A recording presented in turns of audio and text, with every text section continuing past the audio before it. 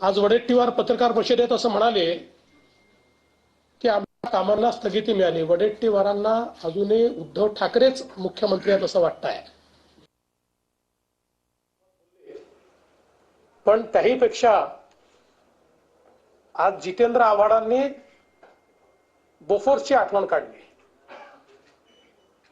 म्हणजे बोफोर्सचा घोटाळा झाला होता हे जितेंद्र आव्हाडांना मान्य असल्यामुळे त्यांनी आज बोफोर्स सारखे घोटाळे चालले आहेत अशा प्रकारे घरचा आहेर हा त्या ठिकाणी दिलेला आहे। आणि मला असं वाटतं की खरं तर कोणतीही कल्पकता, कुठलेही नवीन विषय, कुठलीही लोकाभिमुखता या ठिकाणी आपल्याला पाहायला मिळाली नाही। खरं तर आज आपण सगळे लोक या ठिकाणी जो हिंदीचा विषय आहे आमच्याकरता तो मराठीचा विषय आहे, कारण राज्यामध्ये आम्ही मराठी अनिवार्य केली आहे, हिंदी ऑप्शनल केली आहे। कुठलीही भारतीय भाषा शिकता येईल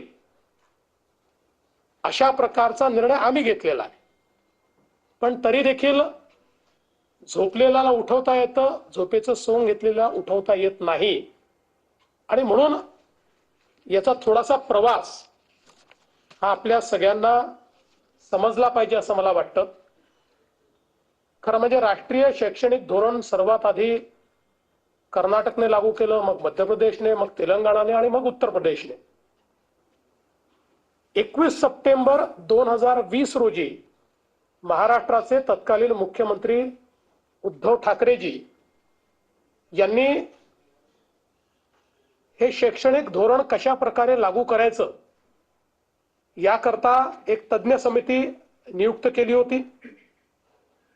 16 ऑक्टोबरला त्याचा GR 16 ऑक्टोबर 2020 रोजी उद्धवजींच्याच नेतृत्वाखाली हा GR निघाला आणि अतिशय नामवंत अशा प्रकारचे शास्त्रज्ञ, अभ्यासक डॉक्टर रघुनाथ माशेलकर साहेबांच्या अध्यक्षतेखाली 18 लोकांची कमिटी तयार करण्यात आली।